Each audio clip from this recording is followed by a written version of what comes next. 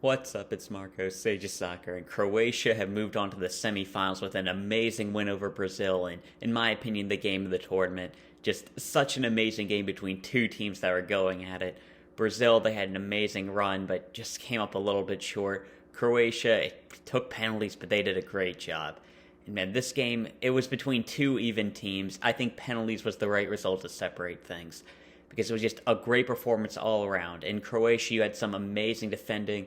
Gvardiol, Juranovic especially, they were doing a good job. Lovren had a couple of really nice moments as well.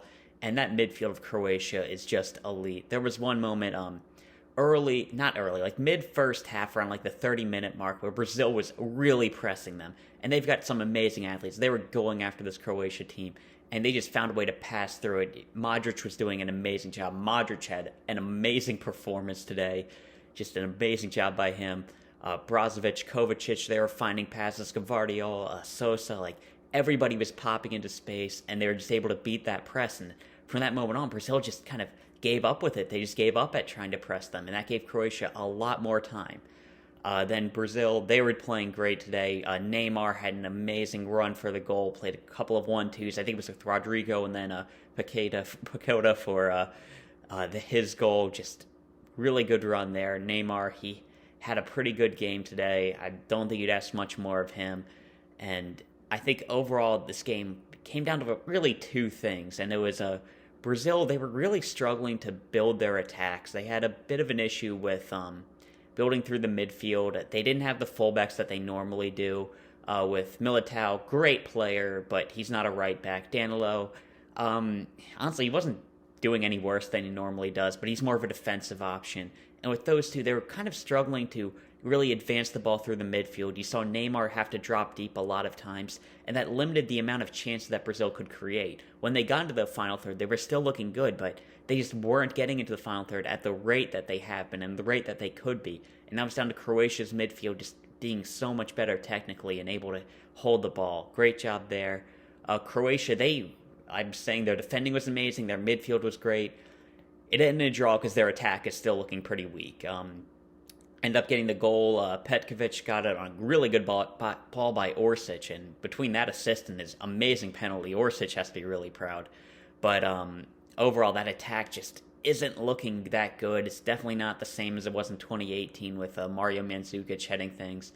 Not that Mandzukic is some legend or anything, but they're missing a little bit up top, and that could come back to bite them. It really should have so far. They've won two penalty shootouts. It's looking a little bit dicey for Croatia, but they're able to find a way.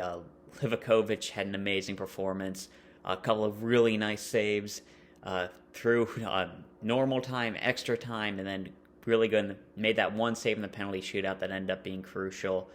And great job there. And for Brazil, I think they are playing well. Vinicius was a danger early. He couldn't get too much going, but he looked like a bit of a threat early on. And their defense was looking really good. It's unlucky they had a deflection that got their goal, but I thought Marquinhos, Thiago Silva, Militao, Danilo, like Casemiro breaking up passes, except for one in extra time where he got beat. They were looking like a really good defensive unit. It's just, I think they were missing a little bit at fullback, a little bit in the midfield, and it ended up costing them. It's just, man, if Marcelo was available, prime Dani Alves, this could have been an amazing run. Honestly, when I look at this Brazil team, I feel like they had a great chance in 2018 as well, but went out here too. It's really disappointing. I think they were my tournament favorites. So, man, disappointing to see them go out, but Croatia, they were so good. As mentioned before, Livakovic, great game in goal. Lovren, Gvardiol partnership looks really good. Sosa didn't have his best game, but he's just coming back from an injury. We have to assume he'll be playing better. And Juranovic, he was doing really well. The midfield, obviously, Brozovic, Kovacic, Modric, man, they were doing so well. And, man, Perisic, he's going to have to step up if Petkovic can keep playing well. If Orsic can keep that form going. I think Meyer, he was looking pretty good in extra time. Croatia, they have a chance to win it all now. It's going to be a game against Argentina or the Netherlands next, and it's an or. That's going to be a really good game. I'm actually not going to be able to cover that right away unless it goes to extra time because I'm going to be coaching, so I'll be away from that one. But it's going to be a really fun game there.